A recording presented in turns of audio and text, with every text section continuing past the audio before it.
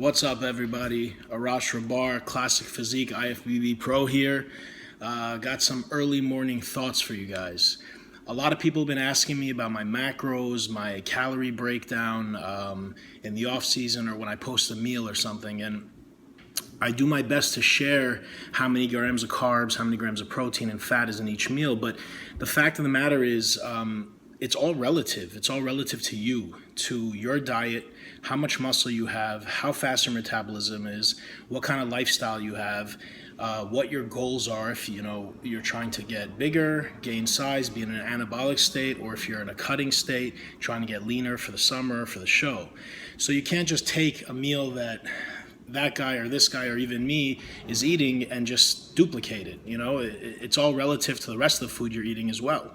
You guys might see a low carb meal or protein and vegetables that I'm eating and people say, oh, are you on low carbs? No, I'm not on low carbs, but I have 5 or 6 other meals that will fill in the carb requirement for the day. So how do you go about picking those macros? How do you go about picking how many grams of carbs, how many grams of fat?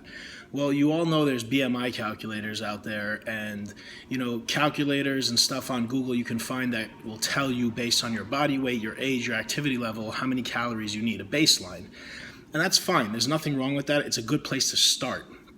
But frankly and honestly, I have no clue what my calories are exactly right now or in contests. I usually start with a number, a starting point diet, and I go by eye. If I'm flattening out and losing weight too fast and super weak, then I add food. I add calories. I usually from carbohydrates.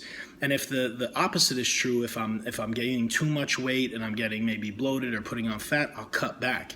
So even if you do the BMI calculator, even if you do go forward and do a equation to figure out your baseline, it still needs to change from there. Because if you take 2 guys with the same muscularity, the same body fat, same structure, let's just say for the sake of the argument that they're twins, and one of them has a 9-to-5 desk job and the other one works in construction.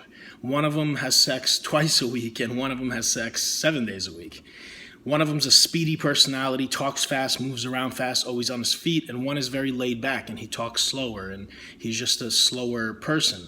Well, this is a big factor. This comes into play. The guy that is working construction, more active, sexually active, socially active, talkative, he's going to burn more calories throughout the day, so he'll need more. So how do you go about picking how many carbs, how many protein? Well, I can't tell everybody because I don't know how hard you guys train. I don't know if you guys are doing high volume, low weight, or heavy weight, lower volume. But what I like to say, especially for like lifestyle diet, for people that are just trying to stay in shape, maybe not really competing or anything, and if you're eating out a lot, my rule of thumb before I ever competed was when I eat out, I eat protein and vegetables, period. Protein, vegetable, salad. I stay away from carbs. Why? Because it's very hard to measure carbs when you're out. No restaurant gives you 1 cup of rice. 1 cup of rice is 55 grams of carbs. It's a lot. It's a good amount. Most guys have 1 cup to, bigger guys will have 2 cups, 1.5 cups.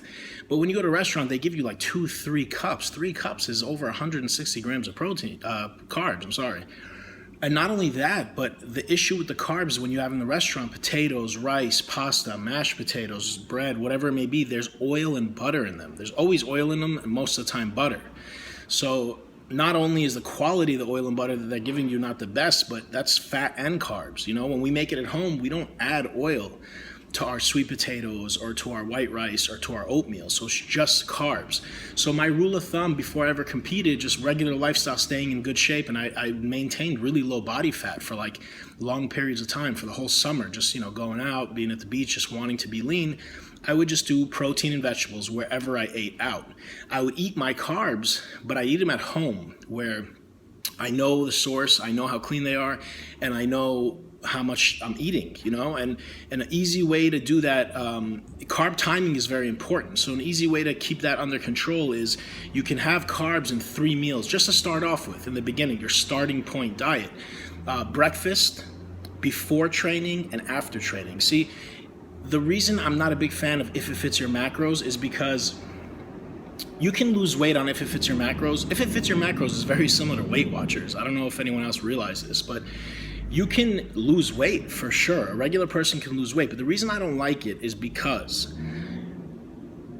if it fits your macros basically says if you're having this many calories, doesn't matter what source they're coming from. Doesn't matter if the carb is from pizza or pasta or if it's from oatmeal and sweet potatoes. If you're having this much fat, it doesn't matter how it is. You just allocated this many calories. By the end of the day, you can't surpass it.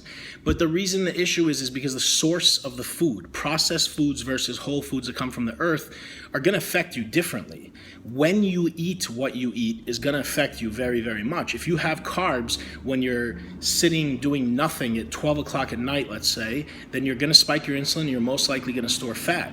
But if you have bad carbs like white bread or white rice around your training, it's going to, assuming you train hard, it's going to go to your glycogen stores. You're not going to store fat.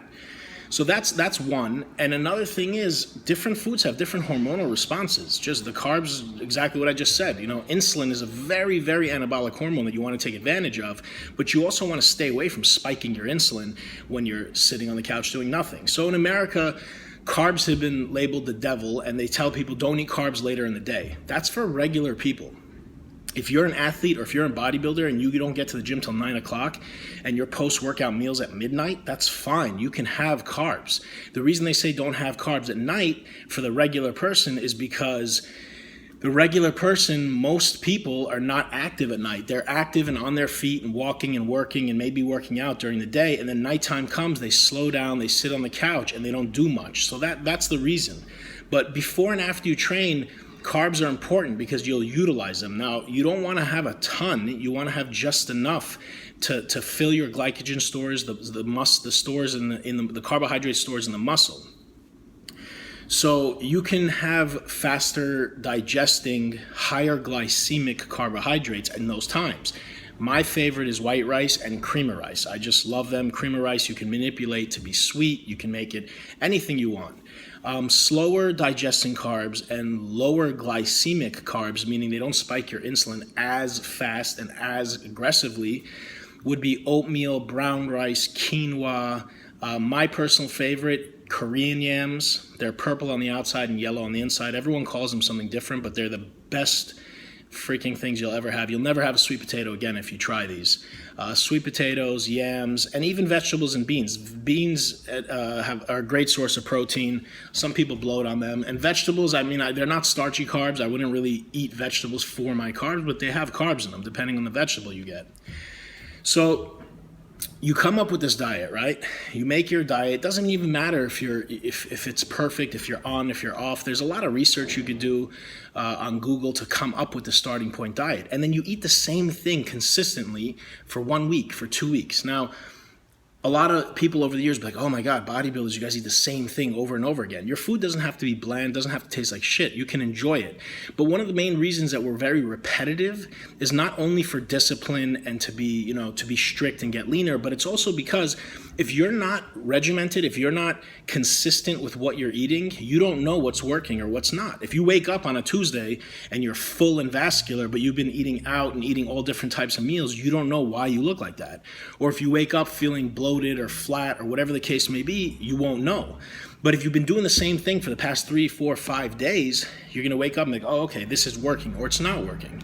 So after that, 3, 4 days is not enough. 5 days, 7 days, after a week, week and a half, you take a step back. You look at your pictures prior to the diet. You look at your pictures now.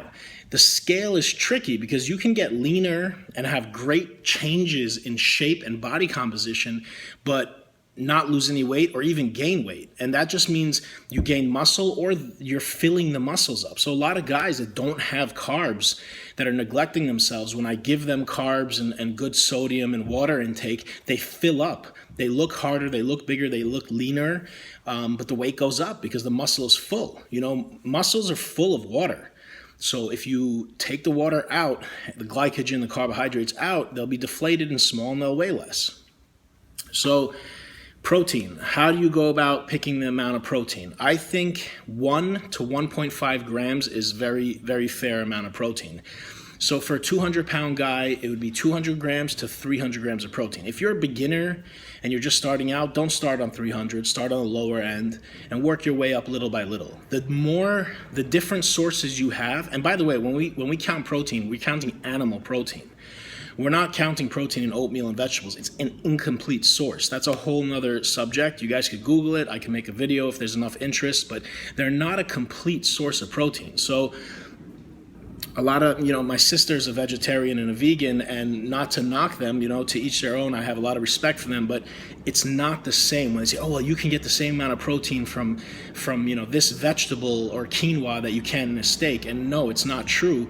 And when you do that, you're getting a ton of carbs or maybe a ton of fat or whatever the case may be. So it's not the same. When I say 200 grams of protein, I'm not counting protein in oatmeal, protein maybe in whatever vegetables or whatever you're having. I count it in egg whites, chicken breast, turkey breast, lean red meat, white fish, salmon. Salmon and red meat are in the same category for me. I'll have them, but only 1 or 2 sittings a day because they're calorie dense because of the fats.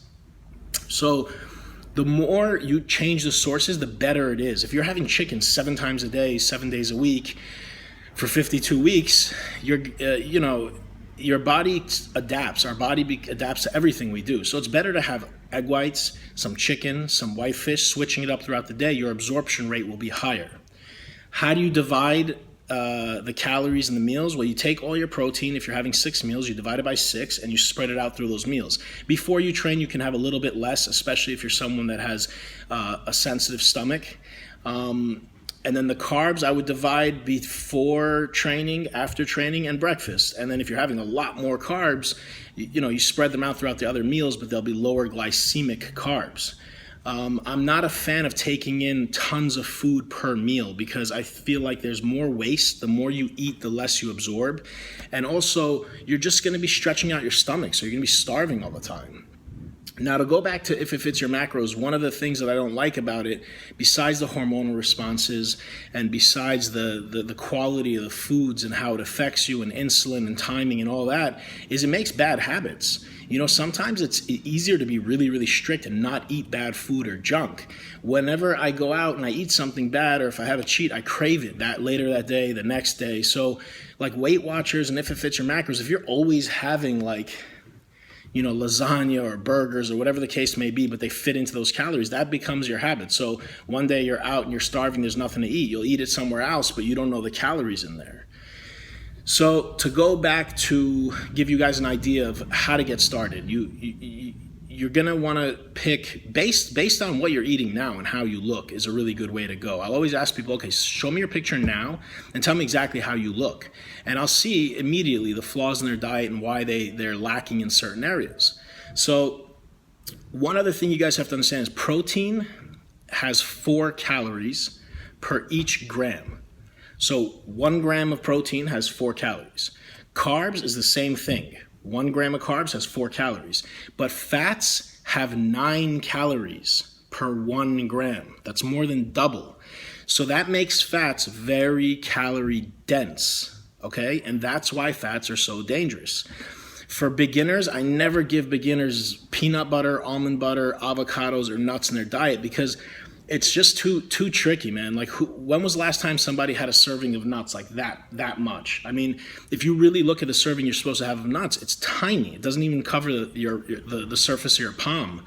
When I eat nuts, I eat like 5 handfuls, So you got to be careful with fats. Fats are great. Men especially need fats. Cholesterol as well to produce testosterone gives you energy, but too much of it is too much calories. Everyone's different. Some guys diet on higher fats and some guys diet on higher carbs. I personally prefer carbs. I believe carbs are utilized first by the body. And to give you an idea of what I'm talking about is pizza. Why is pizza so bad for you? It's homemade. It's flour, but it's not like a terrible quality food. It's a high quality cheese, hopefully, some tomato sauce.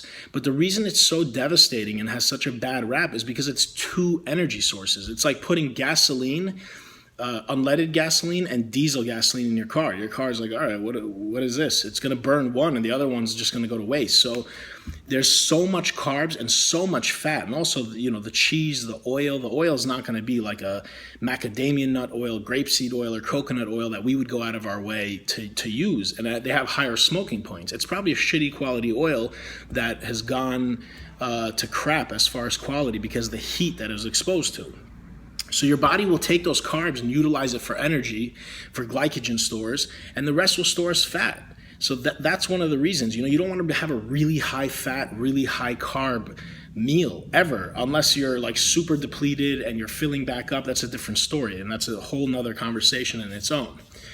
So another thing to understand when understanding how foods affect you is diabetes.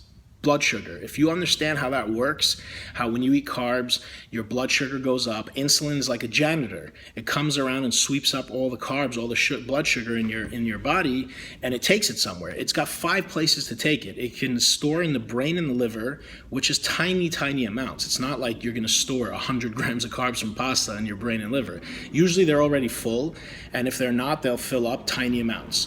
It'll get burned as energy, and unless you ran a marathon or had a crazy, crazy workout and didn't eat any other carbs throughout the day, then you're not going to really burn off a bowl of pasta or a pizza or just even a good carb, just a ton of carbs.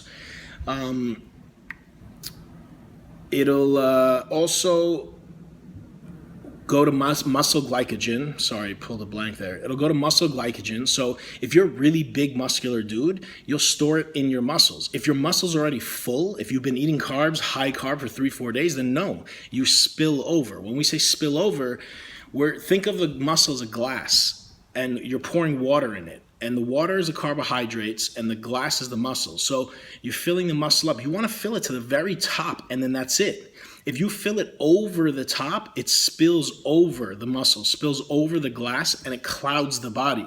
So that's how you get filmy. That's why a lot of guys, you'll see them carb up. They look amazing, and then they over carb, or maybe over water with carbs. Again, that's another video as well. But you don't want to overfill. And that's what happens to us in the off season. We're eating such a surplus of calories. We're spilling over and we put on some water. We put on a little bit of fat. You don't want to put on too much fat, but you put on some fat and you're growing. It's very hard to sit at that edge where you're eating enough to grow, but not so much where you lose definition. It's really difficult, and it takes a lot of time, experience, and energy for that matter. I think if you're in the off season and you want to grow, you shouldn't really be focusing so much on how do I look, is there definition. You just got to grow, man. Put on a hoodie, train hard, make sure you're eating good quality food. It doesn't mean you can eat shit all the time.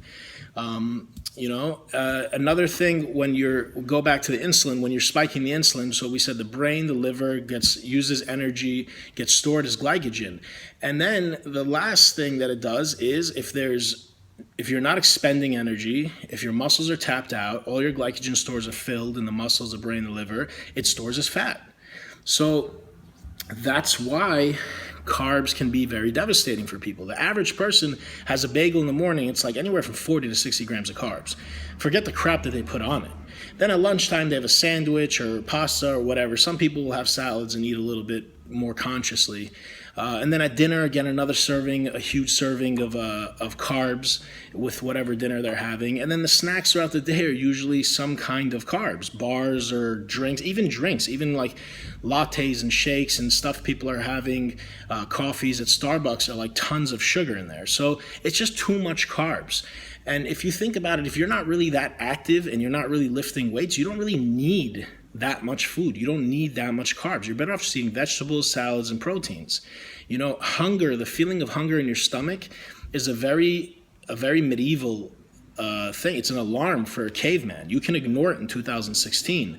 Basically, the early humans had this feeling of hunger in their stomach because their body's telling them, okay, go find food, hunt it, kill it, track it down, tear it up.